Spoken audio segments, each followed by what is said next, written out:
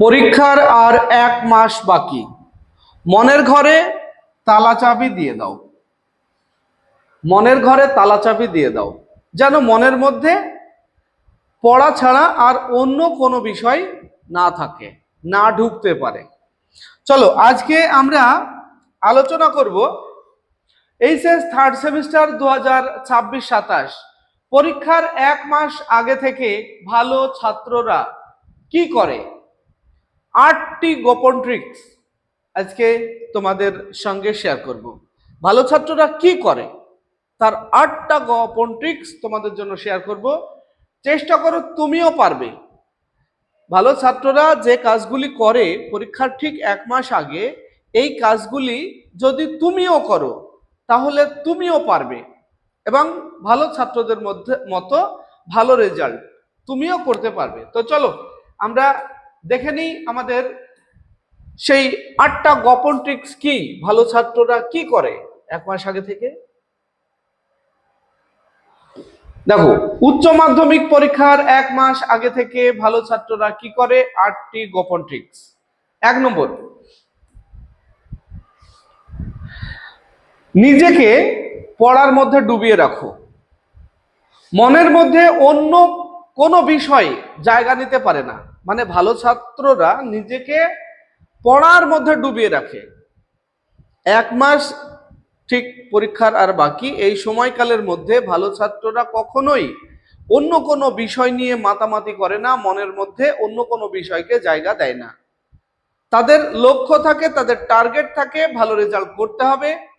তাই তারা মন দিয়ে পড়াশোনা করে এবং পড়া ছাড়া অন্য কোনো বিষয় তাদের ধ্যান ধারণায় আসে না। তাই তুমি যদি চেষ্টা করো তাহলে তুমিও পারবে, কারণ মনটা তো তোমার। একটু মনটাকে বলো, বোঝাও। তোমার বাবা মা বা প্রতিবেশী বা আমরা বললে হবে না, তোমার মনকে তুমি যদি বলো অবশ্যই হবে। 1 মাস অন্য কিছু ভুলে চল একটু পড়ি, মনকে বলো, অবশ্যই তোমার মন বুঝবে। তুমি যদি বলো অবশ্যই তোমার মন বুঝবে। বাবা মা বললেও বুঝবে না, আমরা বললেও বুঝবে না, প্রতিবেশী কেউ বললে বুঝবে না, কিন্তু তোমার মনকে যদি তুমি বোঝাও অবশ্যই মন বুঝবে। এবং 1 মাস তো অনেক সময় গেল, আর 30টা দিন তোমরা মন দিয়ে শুধু পড়া খেলা করো আর একটা রুটিন বানিয়ে নাও। আমি এর আগে রুটিন নিয়ে অবশ্যই একটা ভিডিও দিয়েছি, সেটা দেখে নেবে। তাহলে নিজেকে পড়ার মধ্যে ডুবিয়ে রাখো আর মনের মধ্যে যেন অন্য কোনো বিষয় জায়গা নিতে না পারে। এটা 1 নম্বর ট্রিক্স। দ্বিতীয়, কোন বিষয়ে কোন অধ্যায় থেকে কত মার্কের প্রশ্ন পরীক্ষায় আসে তারা আগে থেকেই নজরে রাখে। যারা ভালো ছাত্র তারা কিন্তু কোন বিষয়ে কোন অধ্যায় থেকে কত মার্কের প্রশ্ন আসবে এবং কোন অধ্যায়কে আমরা বেশি গুরুত্ব দেব, কোন অধ্যায়কে কম গুরুত্ব দেব, এই বিষয়গুলি কিন্তু তারা নজরে রাখে। শুধু পড়েই যায় না, শুধু পড়লেই হয় না, একটু বুদ্ধি কাটিয়ে পড়তে হবে এবং তোমাকে নজরে রাখতে হবে যে কোন অধ্যায় থেকে কত মার্কের প্রশ্ন পরীক্ষায় আসবে। এই বিষয়টি জানা অত্যন্ত জরুরি। ভালো ছাত্ররা এটা করে, কোন অধ্যায় থেকে কত মার্কের প্রশ্ন আসবে সেটা আগে থেকে তারা বুঝে নেয়, আর সাধারণ ছাত্ররা এটা বোঝে না। তাই তোমাকে বলবো তুমিও এটা পারবে, কারণ তোমাদের প্রত্যেকটা টেক্সট বইয়ের প্রথমেই দেওয়া আছে যে কোন অধ্যায় থেকে কত মার্কের প্রশ্ন পরীক্ষায় আসবে। শুধু টেক্সট বই না, তোমার কাছে যদি কোনো বই থাকে তাহলে সেই বইয়ের প্রথমেই দেখো তোমাদের কোশ্চেন প্যাটার্ন দেওয়া আছে যে কোন অধ্যায় থেকে কত মার্কের প্রশ্ন পরীক্ষায় আসবে, এবং তার ভিত্তিতে তোমাকে গুরুত্ব দিতে হবে।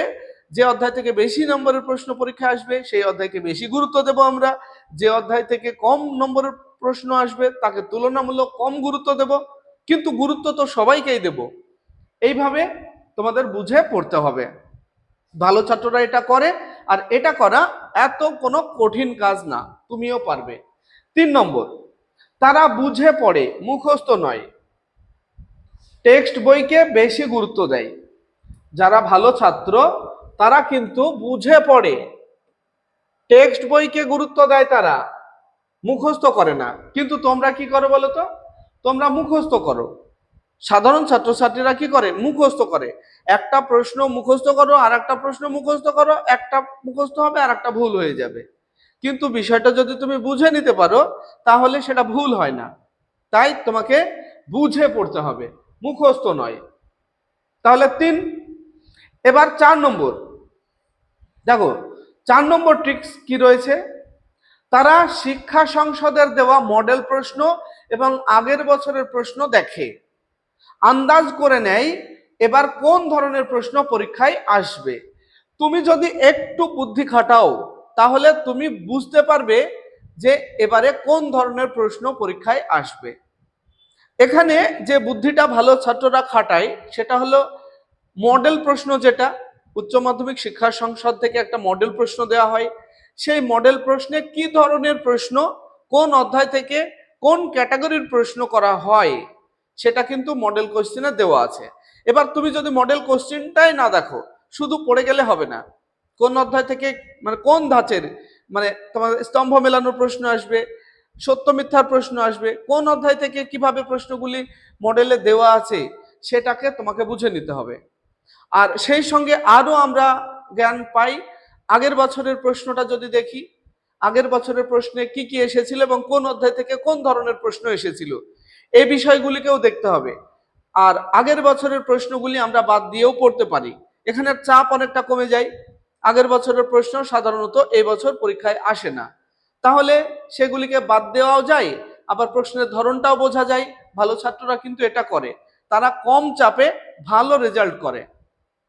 আর যারা সাধারণ ছাত্র কোনো দিকে নজর না রেখে শুধু পড়েই যায়, দেখা গেল গত বছরের যে প্রশ্নগুলি পরীক্ষায় এসেছে সেইগুলি আগে মুখস্থ করে বসে আছে, সেগুলি আসবে না। কিন্তু একজন ভালো ছাত্র সে কিন্তু সেই প্রশ্নগুলি পড়ে না, সেইগুলিকে বেশি গুরুত্ব দেয় না। কোন ধরনের প্রশ্ন আসবে সেটা বুঝে নিতে হবে এবং কোনগুলিকে বাদ দিয়েও পড়া যায় সেটাও বুঝে নিতে হবে। আর এটা আমরা আন্দাজ করতে পারি মডেল কোশ্চেন দেখে এবং আগের বছরের প্রশ্ন দেখে। তাই ভালো ছাত্ররা এটা করে, এই বুদ্ধিটুকু খাটালে তুমিও পারবে, কঠিন কিছু না, শুধু একটু বুদ্ধি খাটানো। পরে 5 নম্বর ট্রিক্স, তারা প্রচুর প্র্যাকটিস করে এবং তাদের দুর্বল জায়গাগুলি খুঁজে বের করে। ভালো ছাত্ররা কিন্তু প্রচুর প্র্যাকটিস করে। এই যে আমরা এই চ্যানেলে প্রতিদিন 3টে-4টে করে সেট তোমাদের দিচ্ছি, তাহলে সেইগুলি হয়তো 15 মিনিটের ভিডিও, বড় জোর 15-16। তো 15 মিনিট সময় তোমরা যদি ব্যয় করো তাহলে একটা সেট কিন্তু প্র্যাকটিস হয়ে যায়। তাহলে 15-16 মিনিট সময় ব্যয় করো একটা সেটের জন্য, দিনে 3টে-4টে সেট হামেশাই প্র্যাকটিস করা যায়।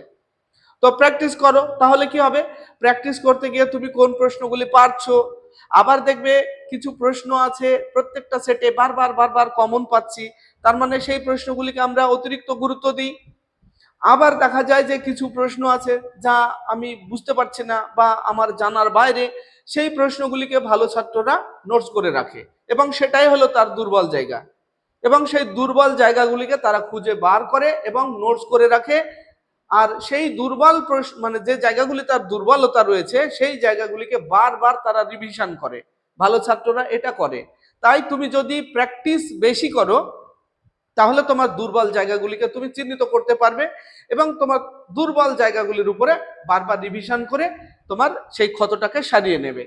তাহলে 5 নম্বরে কি বললাম, তারা প্রচুর প্র্যাকটিস করে এবং তাদের দুর্বল জায়গাগুলি খুঁজে বার করে। 6 নম্বরে তারা দুর্বল জায়গাগুলিকে বারবার রিভিশন করে এবং তার ঘাটতি পূরণ করে। তাদের যে একটা ঘাটতি থেকে যায় সেটা তারা বুঝে নেয় প্র্যাকটিসের মধ্যে দিয়ে। দুর্বল প্রশ্নগুলিকে তারা নোটস করে রাখে এবং সেই প্রশ্নগুলিকে বারবার রিভিশন করে তখন তার যে ঘাটতি ছিল সেই ঘাটতিটা কিন্তু পূরণ করে নেয়। এরপর 7 নম্বরে যে ট্রিক্সটা রয়েছে সেটা হলো সঠিক সময়ে পরীক্ষা শেষ করতে পারবে কিনা তার জন্য তারা ওএমআর শিট দিয়ে আগে থেকে বারবার প্র্যাকটিস করে। তুমিও করো, ওএমআর শিট এখন সব জেরক্স সেন্টারে পাওয়া যাবে। ওএমআর শিট তুমি কিছু জেরক্স করে নিলে, তারপরে তুমি একটা মডেল সেট নিয়ে নিলে, সেই মডেল সেটটা তুমি কত সময়ের মধ্যে কালি দিয়ে ভরাট করতে পারছো 40টা প্রশ্ন, এটা তোমাকে বারবার প্র্যাকটিস করতে হবে। তাহলে তুমি সময়টা বুঝতে পারবে যে তোমার কত সময় লাগছে। অনেক সময় দেখা যায় ছাত্রছাত্রীরা ওএমআর শিটে পরীক্ষা দিতে গিয়ে 15টা 20টা প্রশ্ন তার মার্ক করা হয়েছে, আর হয়তো 10 মিনিট 15 মিনিট সময় আছে, তাহলে তো আর হবে না, তখন প্রশ্ন আর পড়ার সময় নেই, তখন কোনটা ঠিক কোনটা ভুল তা দেখা দেখি নাই, তারা গোল গোল করে দিয়ে দেখা গেল যে একটা ঘরে মানে একটা প্রশ্নে দুটো গোল করে দিল, বা বিভিন্ন রকমের একটা গন্ডগোলের সৃষ্টি হয়ে গেল। এমন হয়তো হতে পারে যে তার ওএমআর সিটটাই বাতিল হয়ে যাবে, মানে এত তাড়াহুড়ার মধ্যে পড়ে যাবে। তাই তুমি ওএমআর সিটে বারবার প্র্যাকটিস করো, ভালো ছাত্ররা কিন্তু এটা করে। এবং তোমার সময়টা তুমি কিভাবে কভার করতে পারছো সেটা যাচাই করে নাও। তাই ওএমআর শিটে প্র্যাকটিস করা অত্যন্ত জরুরি। তোমরা অনেকেই ওএমআর শিটে থাকে, এমনি তো পারছি দেখি না, এমনি তো পারছি কটা পারছি এটা দেখি, কিন্তু ওএমআর শিট দিয়ে সময় বেঁধে তোমরা প্র্যাকটিস কম করো, কিন্তু ভালো ছাত্ররা এটা করে, সাধারণ ছাত্ররা করে না। তো এটা করতে তো কি আলাদা কোনো বিষয়, কোনো টাকা পয়সাও আলাদা লাগে না, একটু সময় লাগে, কারণ তোমাকে একটু সময় দিয়ে তো বসতে হবে, কারণ ওই গোলগুলি করতে সময় লাগবে। কিন্তু সেই সময়টাই তোমরা নষ্ট করতে চাও না, এটা কি নষ্ট সময়? না, এই সময়টা কিন্তু নষ্ট না, এই সময়টা দিয়েই তোমার অভিজ্ঞতা হবে যে তুমি পরীক্ষায় কত সময় ধরে পরীক্ষা দেবে। তুমি তো 1.5 ঘন্টার সময় পাবে, 1 ঘন্টা 30 মিনিট, তার মধ্যে তোমাকে রোল নাম্বার, রেজিস্ট্রেশন নাম্বার, তারপরে তোমার নাম, কোশ্চেন বুকলেট নাম্বার, অনেক কিছু ব্যাপার আছে, সেখানে অন্তত 15 মিনিট সময় যাবে তোমার, কোনোভাবেই এই 15 মিনিটকে আটকাতে পারবে না। তুমি পরীক্ষার জন্য 1 ঘন্টা 30 মিনিট সময় পাবে না। তুমি চেষ্টা করো যে 40টা মার্ক তুমি 1 ঘন্টার মধ্যে কভার করতে পারছো কিনা। 15 মিনিট রাখবে তোমার ওএমআর শিট ফিল আপ করার জন্য, আর 15 মিনিট রিভিশনের জন্য, যে কোথাও ডবল বা কোথাও বাদ গেল কিনা কোনো প্রশ্ন, কারণ এখানে তো নেগেটিভ মার্ক নেই। তাই কোনো প্রশ্ন যদি তুমি না পারো তাহলে সেই প্রশ্নটা ফাঁকা দিয়ে আসবে না, কোনো একটাতে মার্ক করে দিয়ে আসবে। তাহলে সঠিক সময়ে পরীক্ষা শেষ করতে পারবে কিনা তা যাচাই করে নেওয়া দরকার আমাদের এখন থেকেই। ভালো ছাত্ররা এটা করে, বারবার তারা প্র্যাকটিস করে তারা নিজেকে প্রস্তুত করে নেয়। পরে 8, তারা মন ও স্বাস্থ্যের প্রতি সচেতন থাকে, পর্যাপ্ত ঘুম, সঠিক খাবার ও হালকা ব্যায়াম করে নিজেকে ফিট রাখে। ভালো ছাত্ররা কিন্তু মন আর শরীর দুটোকেই ভালো রাখার চেষ্টা করে, কারণ মন যদি ভালো না থাকে তাহলে শরীর ভালো থাকবে না, শরীর ভালো না থাকলে মন ভালো থাকবে না। মন আর শরীরের মধ্যে একটা আমাদের সম্পর্ক রয়েছে, তাই মন এবং শরীর দুটোকেই ভালো রাখা দরকার। তার জন্য তুমি একদিন সারাদিন পড়ে নিলে মাথা যন্ত্রণা শুরু হয়ে গেল, শরীর খারাপ হয়ে গেল, পরের দিন আর পড়া হলো না, এইভাবে পড়লে হবে না। তোমাকে একটা রুটিন মাফিক টাইম টু টাইম পড়তে হবে, আর খাবার টাইমে সঠিক টাইমে খেতে হবে, এটা মনে রাখবে। খাবার ঠিক রাখবে, ঘুমটা ঠিক রাখবে, চেষ্টা করবে সন্ধ্যা রাত্রির মানে 10টা বা 9টার পরপর, আমি 10টা টাইম দেবো তোমাদের, 10টা পর্যন্ত পড়ার টাইম রাখবে, 10টা থেকে ভোর 5টা পর্যন্ত 7 ঘন্টা ঘুমানোর টাইম রাখবে, এটা সবচেয়ে ভালো পড়াশোনার জন্য ছাত্রছাত্রীদের। তারপরে ভোর 5টায় উঠে পড়বে, দেখবে অনেক ভালো হবে। অনেকেই কি করো 12টা 1টা 2টো পর্যন্ত পড়ো, এই পড়ার কোনো কাজ নেই। তুমি রাত্রি জেগে পড়বে, সেই পড়া 4 ঘন্টায় যা হবে ভোরবেলায় 5টার সময় উঠে 1 ঘন্টায় সেই পড়াটা হবে। তাহলে রাত্রিতে 4 ঘন্টায় তুমি যে পড়াটা পড়বে, সকালবেলায় ঘুম থেকে উঠে 1 ঘন্টায় ততটা পড়া যাবে।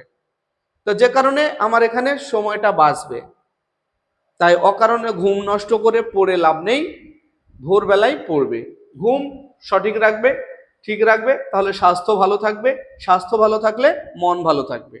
আর মন ভালো রাখার জন্য বন্ধু বান্ধবীদের সঙ্গে ঝগড়ায় জড়াবে না, বাবা মায়ের সঙ্গে বা বাড়ির আত্মীয় স্বজনদের সঙ্গে কোনোভাবেই কোনো বিবাদে জড়াবে না, তাহলে কি হবে মন খারাপ হবে, মন খারাপ হলে পড়া ভালো হবে না।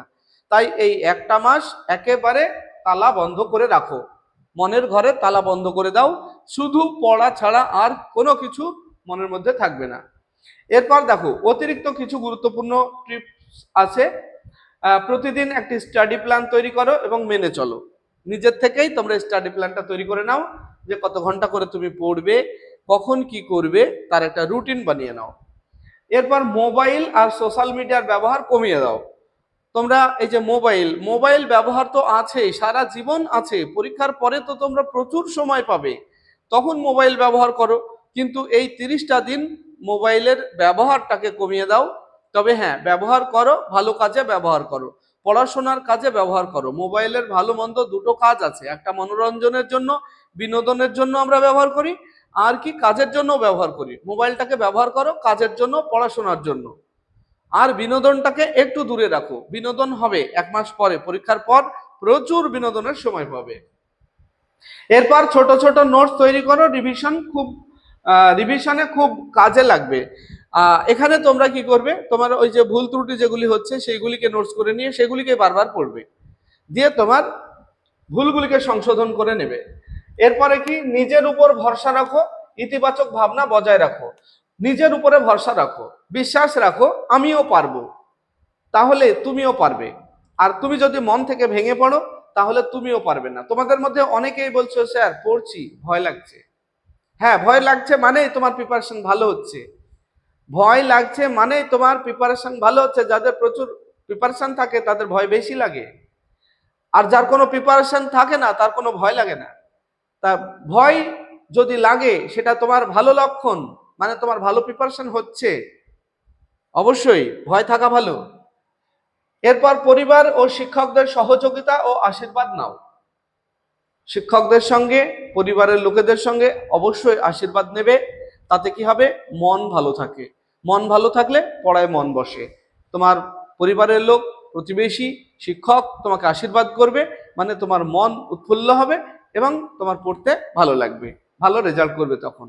পরিশ্রম প্লাস পরিকল্পনা প্লাস নিয়মিত রিভিশন ইজিক্যাল টু সাফল্য নিশ্চিত। পরিশ্রম এর বিকল্প নেই, পরিশ্রম তোমাকে করতেই হবে, পরিকল্পনা তৈরি করতে হবে একটা, আর নিয়মিত রিভিশন করতে হবে, ইজিক্যাল টু সাফল্য নিশ্চিত। তুমি পারবে, সাফল্য তোমার জন্য অপেক্ষা করছে। তুমি পারবে, সাফল্য তোমার জন্য অপেক্ষা করছে। শুধু মনে বিশ্বাস রাখো।